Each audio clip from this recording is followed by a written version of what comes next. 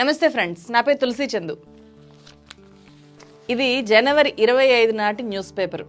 ఇదే రోజు నేను ఈ వీడియో రికార్డ్ చేస్తున్నాను. Telangana real estate regulatory authority RERA కార్యదర్శి బాలకృష్ణ ఇంట్లో అవినీతి నిరోధక శాఖ చేసిన సోదాల్లో 100 కోట్ల అక్రమాస్తులు దొరికాయి. ఇంకా సోదాలు కొనసాగుతూనే ఉన్నాయి. జనవరి 4న హర్యానాలో ఓ కాంగ్రెస్ ఎమ్మెల్యే ఇంట్లో సోదాలు చేస్తే గుట్టలుగా డబ్బు, విదేశాల నుంచి తెచ్చిన మారణాయుధాలు బయటపడ్డాయి. అధికారం చేతిలో ఉన్న మంత్రులు, ఎమ్మెల్యేలు, ఆఫీసర్లు 100 కోట్లు వెనకేసుకోవడానికి ఆ అధికారాన్ని ఎట్లా అడ్డంగా వాడేసుకుంటుంటారో చూసే మనకు ఖచ్చితంగా కర్పూరి ఠాకూర్ జీవితం ఆశ్చర్యం కలిగిస్తుంది.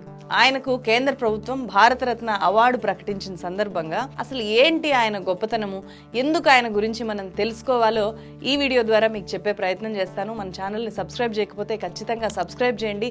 జాయిన్ బటన్ మీద క్లిక్ చేస్తే ఈ ఛానల్లో మీరు విలువైన సభ్యులుగా చేరొచ్చు.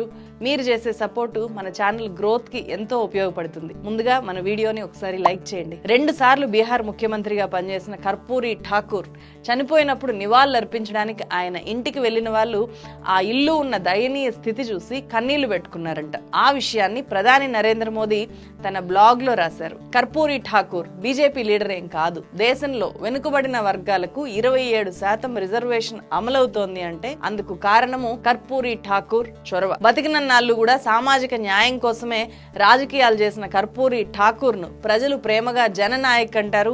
ఆ జననాయక్ జయంతికి ఒక్కరోజు ముందు జనవరి 23న రాష్ట్రపతి ద్రౌపది ముర్ము కర్పూరి ఠాకూర్ కు భారతరత్న ఇస్తున్నట్లు ప్రకటించారు. ఈ నిర్ణయాన్ని దేశంలో ఉండే అన్ని రాజకీయ పార్టీలు స్వాగతించాయి. జేడీయూ ఎప్పటి నుంచో చేస్తున్న డిమాండ్ ఇప్పటికి నెరవేరింది అని చెప్పి బీహార్ సీఎం నితీష్ కుమార్ ఆనందం వ్యక్తం చేశారు. సామాజిక న్యాయ సాధన కోసం అలుపెరగని పోరాటం చేసిన కర్పూరి ఠాకూర్ నిజమైన జాతిరత్నం. ఆయనకు భారతరత్న ఇవ్వడాన్ని స్వాగతిస్తున్నాను అని చెప్పి రాహుల్ గాంధీ ఎక్స్ లో స్పందించారు. ఏంటి కర్పూరి ఠాకూర్ గొప్పతనం, ఆయన ఏం చేశారు, ఇది ఖచ్చితంగా తెలుసుకొని తీరాలి. 1924 జనవరి 24న అంటే సరిగ్గా 100 ఏళ్ల క్రితం బీహార్ సమిస్థిపూర్ జిల్లా పితోంజియా అనే గ్రామంలో కర్పూరి ఠాకూర్ పుట్టారు. వాళ్ళది నాయి బ్రాహ్మణ సామాజిక వర్గం, అంటే మంగలి వృత్తి. విద్యార్థిగా ఉన్నప్పుడు all India students federation AISF లో చురుగ్గా ఉన్న కర్పూరి ఠాకూర్ స్వాతంత్రోద్యమంలో పాల్గొన్నారు. క్విట్ ఇండియా మూవ్మెంట్ లో అరెస్ట్ అయి 28 నెలల పాటు జైల్లో గడిపారు. స్వాతంత్రం వచ్చిన తర్వాత తన ఊర్లోనే టీచర్ గా పిల్లలకు పాఠాలు చెప్పేవారు. సోషలిస్ట్ పార్టీలో చేరి 1952లో ఫస్ట్ టైం ఎమ్మెల్యేగా బీహార్ అసెంబ్లీలో అడుగుపెట్టారు. ఆ తర్వాత ఆయన ముఖ్యమంత్రి, ఉప ముఖ్యమంత్రి, మంత్రి పదవుల్ని చేపట్టారు. అయితే ఆయన ఆ స్థాయికి వెళ్ళినా కూడా ఆయన తండ్రి నాయి బ్రాహ్మణుడిగా, మంగలిగానే తన వృత్తి జీవితాన్ని కొనసాగించారు. ఎందుకు ఇలా అని చెప్పి అడిగితే ఆయన ఇది నా వృత్తి, నేను ఇదే పాటిస్తాను అని చెప్పి చాలా సింపుల్ గా చెప్పేవాళ్ళంట. అదే సింప్లిసిటీని కర్పూరి ఠాకూర్ కూడా పాటించారు. ఆయన మొదటి నుంచి కూడా ఆహార్యానికి గాని ఆడంబరాలకు గాని ప్రాధాన్యత ఇచ్చేవాడు కాదు. ఎమ్మెల్యేగా ఫస్ట్ టైం గెలిచిన తర్వాత ఒక పరిశీలన కోసము ఆస్ట్రియా వెళ్లాల్సి వచ్చిందంట. అక్కడ వేసుకోవడానికి కోటు తెచ్చుకోవాలి అని చెప్పి తోటి ఎమ్మెల్యేలంతా చెప్పారంట. అయితే ఆయన దగ్గర కోటు లేదు. ఒక ఫ్రెండ్ని కోటు బదులడిగి తీసుకున్నాడంట. అయితే అది అప్పటికే చినిగిపోయింది ఆ కోటు. అయినా సరే ఆ చినిగిపోయిన కోట్ని ఆయన వేసుకొని తిరుగుతుంటే అప్పటి యుగోస్లేవియా అధినేత మార్షల్ టిటో కర్పూరి ఠాకూర్కు ఒక కొత్త కోటును కొని ఇచ్చారంట. లక్షల రూపాయల విలువైన బట్టలు తొడుక్కొని ప్రజాసేవకులుగా బిల్డప్ ఇచ్చే అతిపేద నాయకుల్ని చూస్తున్న మనకు కర్పూరి ఠాకూర్లో ఉండే నిరాడంబరత చాలా సుసంపన్నంగా కనిపిస్తుంది. మన దేశంలో ఇవాళ ప్రతి పార్టీ కూడా సామాజిక న్యాయం చేస్తాము అని అంటోంది. అట్లా అందరికంటే ముందు బీహార్లో సామాజిక న్యాయానికి పునాది వేసిన వ్యక్తి కర్పూరి ఠాకూర్. అప్పటికి బీహార్లోనే కాదు, దేశంలో కూడా వెనుకబడిన సామాజిక వర్గాల వాళ్ళు రాజకీయాల్లోకి రావడం చాలా తక్కువ. అగ్రకులాల ఆధిపత్యం ఎక్కువగా ఉండే బీహార్లో అత్యంత వెనుకబడిన మంగళికులం నుంచి వచ్చి అంచెలంచెలుగా ఎదిగి మంత్రిగా, డిప్యూటీ సీఎంగా వర్క్ చేశారు ఆయన. 1970 డిసెంబర్లో బీహార్కు తొలి నాన్ కాంగ్రెస్ ముఖ్యమంత్రి అయ్యారు. కానీ అప్పుడు 7 నెలలు మాత్రమే ఆయన పదవిలో ఉన్నారు. 1977లో మళ్ళీ రెండోసారి సీఎం అయ్యారు. అప్పుడు 2 ఏళ్ల పాటు సీఎం పదవిలో ఉన్నారు. అంటే ఆయన రాజకీయ జీవిత కాలంలో 2 సార్లు సీఎం అయినప్పటికీ కూడా ఆ పదవిలో ఉన్నది మాత్రం కేవలం 2 సంవత్సరాల 7 నెలలు మాత్రమే. చాలా తక్కువ కాలమే ఉన్నారు. ఆ తక్కువ కాలంలోనే ఆయన తీసుకున్న నిర్ణయాలు దేశ రాజకీయ సామాజిక ముఖ చిత్రాన్ని చాలా మార్చేశాయి. అది ఆయన గొప్పతనం. అసలు ఏం చేశారు కర్పూరి ఠాకూర్ అంటే, బీహారు అత్యంత పేద రాష్ట్రం కూడా కదా, మద్యంలో మునిగి తేలే వాళ్ళు చాలా ఎక్కువ. అందుకే ఆయన 1970లో ఫస్ట్ టైం సీఎం అయ్యాక తన 7 నెలల పదవీ కాలంలోనే రాష్ట్రంలో సంపూర్ణ మద్యపాన నిషేధాన్ని అమలు చేశారు. మన దగ్గర ఆ తర్వాత 25 ఏళ్లకు అంటే 1995లో ఎన్టీఆర్ సీఎం అయ్యాక సంపూర్ణ మద్యపాన నిషేధాన్ని ప్రకటించారు ఉమ్మడి ఏపీలో. బీహార్లో బీసీలకు రిజర్వేషన్ కల్పించే ముంగేరీలాల్ కమిషన్ సిఫార్సులను ఆయన అమలు చేశారు. అది చాలా సంచలన నిర్ణయం. ఈ కమిషను మండల్ కమిషన్ కంటే కూడా చాలా ముందే బీసీలకు విద్యా ఉద్యోగాల్లో 26% రిజర్వేషన్లను ఇవ్వాలి అని చెప్పి సిఫార్సు చేసింది. వాటిని బీహార్లో అమలు చేశారు. మహిళలకు కూడా రిజర్వేషన్ కల్పించారు. అది ఆయన ప్రాక్టికల్గా అమలు చేసి చూపించారు. బీహార్లో వెనుకబడిన వర్గాల వల్లనే కాకుండా వెనుకబడిన వర్గాల్లో మరింత వెనుకబడిన అత్యంత వెనుకబడిన వర్గాల్ని, ఎక్స్ట్రీమ్ బ్యాక్వర్డ్ క్లాసెస్ని, ఈబీసీలను ఆయన వర్గీకరించారు. అది ఆయన తీసుకున్న ఇంకొక సంచలనాత్మక నిర్ణయం. వెనుకబడిన వర్గాలకు రిజర్వేషన్ ఇస్తుండడం మీద చాలా భిన్నమైన అభిప్రాయాలు వ్యక్తమవుతూ ఉంటాయి. చాలా మంది వ్యతిరేకిస్తూ ఉంటారు. అయితే ఆ డీటెయిల్స్లోకి నేను ఇప్పుడు వెళ్ళను. కాకపోతే ఎవరికి ఇస్తున్నారు రిజర్వేషను, వాళ్ళ స్థితి ఏంటి, వాళ్ళ నేపథ్యం ఏంటి, వాళ్ళ తల్లిదండ్రులు, వాళ్ళ తరాల వాళ్ళు ఏం చేశారు అని చెప్పి ఖచ్చితంగా అర్థం చేసుకోవాలి.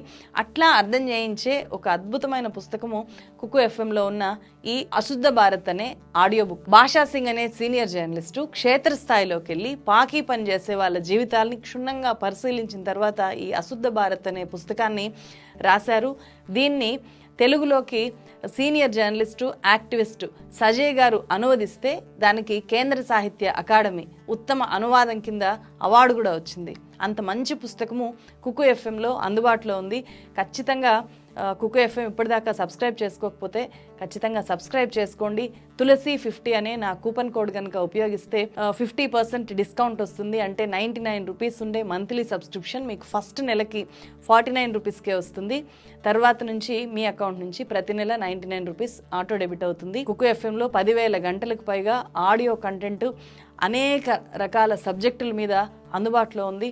తప్పకుండా డౌన్లోడ్ చేసుకోండి. నేను కుకు ఎఫ్ఎం డౌన్లోడ్ లింక్ని ఫస్ట్ కామెంట్లో డిస్క్రిప్షన్లో ఇస్తాను. మళ్ళీ మనం వీడియోలోకి వెళ్దాం. బీసీలకు తొలిసారిగా రిజర్వేషన్లు అమలు చేయడం అనేది దేశంలో పెను మార్పులకు దారితీసింది. ఓబీసీల బాగు కోసము, ఈబీసీల బాగు కోసము ఆయన వేసిన బీజమే 1990లో మండల్ కమిషన్ సిఫార్సుల్ని అమలు చేయడానికి దారితీసింది. మండల్ కమిషన్ వల్లే బీసీలకు దేశంలో 27% రిజర్వేషన్ అమల్లోకి వచ్చింది. ఈ 27% కూడా ఇంకా పెంచాలి అనే డిమాండ్లు ఇప్పటికీ ఉన్నాయి. 1967లో ఉప ముఖ్యమంత్రి విద్యాశాఖ మంత్రి అవగానే ఆయన తప్పనిసరిగా నేర్చుకోవాల్సిన భాషల జాబితా నుంచి బీహార్లో ఇంగ్లీష్ని తొలగించారు. దీని మీద చాలా విమర్శలు వచ్చాయి. కానీ ఇంగ్లీష్ కష్టము అని చెప్పి చదువే మానేసిన వెనుకబడిన వర్గాల పిల్లలు ఇంగ్లీష్ భయంతో అసలు స్కూల్కే వెళ్ళని వాళ్ళని ఆయన తీసుకున్న నిర్ణయము బడిబాట పట్టేలాగా చేసింది. అప్పట్లో బీహార్లో ఇంగ్లీష్లో తప్ప మిగిలిన అన్ని సబ్జెక్టులోనూ పాస్ అయిన వాళ్ళు మేము ఫెయిల్ అవ్వలేదు, మేము కర్పూరి డివిజన్లో పాస్ అయ్యాము అని చెప్పి చెప్పేవాళ్ళంట సరదాగా. బీహార్ మిషనరీ స్కూల్స్ కూడా హిందీ విద్యా బోధనని ప్రారంభించడానికి ఆయన చేసిన విద్యా సంస్కరణలే కారణం. ఆర్థికంగా వెనుకబడిన వర్గాల పిల్లలకు స్కూల్ ఫీజు పూర్తిగా రద్దు చేసి చూపించారు. అది కూడా ఆయన తీసుకున్న ఒక విప్లవాత్మకమైన నిర్ణయం. మన దేశంలో ఇంటర్మీడియట్ దాకా ఉచిత విద్యను ప్రకటించిన మొట్టమొదటి ముఖ్యమంత్రి కర్పూరి ఠాకూరే. అలాగే 1971లో ఆయన ముఖ్యమంత్రి అయ్యాక ఆదాయం లేని భూముల మీద పన్నుని పూర్తిగా రద్దు చేసి రైతులకు చాలా పెద్ద మేలు చేశారు. అంటే చాలా మంది రైతులకి భూమి ఉంటుంది కానీ వాటర్ ఫెసిలిటీ లేకపోవడం వల్ల అది అట్లా బీడు భూమిగా ఉండిపోతుంది. అయినా సరే పన్ను కట్టాల్సి వచ్చేది. కానీ అట్లా పన్ను కట్టాల్సిన పని లేదు అని చెప్పి ఆయన డెసిషన్ తీసుకున్నారు. అప్పట్లో ఎక్కడైనా సరే కులాంతర వివాహాలు జరుగుతున్నాయి అని చెప్పి ఆయనకు తెలిస్తే అక్కడికి వెళ్ళేవాళ్ళంట, వాటిని సపోర్ట్ చేసేవాళ్ళంట. వెనుకబడిన వర్గాల పట్ల ఆయన చూపించే కమిట్మెంట్ ఆ వర్గాల యువతని రాజకీయాల్లోకి ఆకర్షించింది. అందుకే లాలూ ప్రసాద్ యాదవ్, ములాయం సింగ్ యాదవ్, నితీష్ కుమార్ లాంటి వాళ్ళంతా తయారయ్యారు. కర్పూరి ఠాకూర్ను వాళ్ళు తమ స్ఫూర్తి ప్రదాతగా, రాజకీయ గురువుగా ఇప్పటికీ గొప్పగా చెప్పుకుంటారు. మరణించే వరకు వరుసగా ఎమ్మెల్యేగా ఎన్నికవుతూనే ఉన్నారు ఆయన. 1988 ఫిబ్రవరి 17వ తేదీన కర్పూరి ఠాకూర్ మరణించారు. చనిపోయినప్పుడు తల్లిదండ్రుల నుంచి వారసత్వంగా వచ్చిన ఇల్లు తప్ప ఆయన తన సొంతానికి ఒక ఇల్లు కానీ కారు కానీ కొనుక్కోలేదు. కనీసం ఖరీదైన బట్టలు కూడా కొనుక్కోలేదంట. చనిపోయినప్పుడు ఆయన దగ్గర ఖరీదైన బట్టలు ఏవి కూడా లేవంట. దయనీయంగా ఉన్న ఆయన ఇంటిని, ఆయన నిరాడంబరతని చూసి చాలా మంది కన్నీటి పర్యంతమయ్యారు, చాలా మంది ఆశ్చర్యపోయారు. ఆయన నిరాడంబరతకు సంబంధించి అనేక కథలు బీహార్లో విస్తృతంగా చెప్పుకుంటారు. అత్యంత ఆదర్శవంతంగా జీవితం సాగించిన ఆయన పేరుని బీహార్లో అనేక ప్రభుత్వ పాఠశాలలకి పెట్టారు. ఆయన స్వగ్రామం పితోన్జియాను కర్పూరి గ్రామ్ గా పిలుస్తున్నారు. ప్రతి ప్రెస్టీజియస్ అవార్డు వెనుక కూడా ఖచ్చితంగా రాజకీయ కారణాలు ఉంటాయి. మన దేశంలో మరీ ఎక్కువగా ఉంటాయి. ఆ ఎన్నికల రాజకీయ కారణాలతోనే కేంద్ర ప్రభుత్వం కూడా ఇప్పుడు కర్పూరి ఠాకూర్ కు భారతరత్న అవార్డు ఇచ్చింది. ఎందుకంటే బీహార్లో నితీష్ కుమార్ ప్రభుత్వము కులాల వారీగా జనాభా లెక్కల్ని పూర్తి చేయించింది లాస్ట్ ఇయర్. బ్రిటిష్ హయాంలో మాత్రమే కులగణన అనేది జరిగింది. ఆ తర్వాత ఇప్పటిదాకా కులగణన జరగలేదు. 2023లోనే బీహార్లో నితీష్ కుమార్ ఆ కులగణనను చేయించారు. అక్కడ ఓబీసీలు 27.12% ఉన్నారు. ఈబీసీలు ఎక్స్ట్రీమ్ బ్యాక్వర్డ్ క్లాసెస్ 36.01%. అంటే మొత్తం బీసీలు బీహార్లో 63.13% ఉన్నారు అని చెప్పి తేల్చారు. ఈ కులగణనకు బీజేపీ వ్యతిరేకము అనే ప్రచారం ఉంది. అందుకు కారణము బీజేపీ మాతృ సంస్థ అయిన ఆర్ఎస్ఎస్ కులగణనను తీవ్రంగా వ్యతిరేకిస్తుండడం. క్యాస్ట్ సెన్సస్ చేస్తే ప్రజలు కులాల వారీగా విడిపోతారు అనేది ఆర్ఎస్ఎస్ వాదన.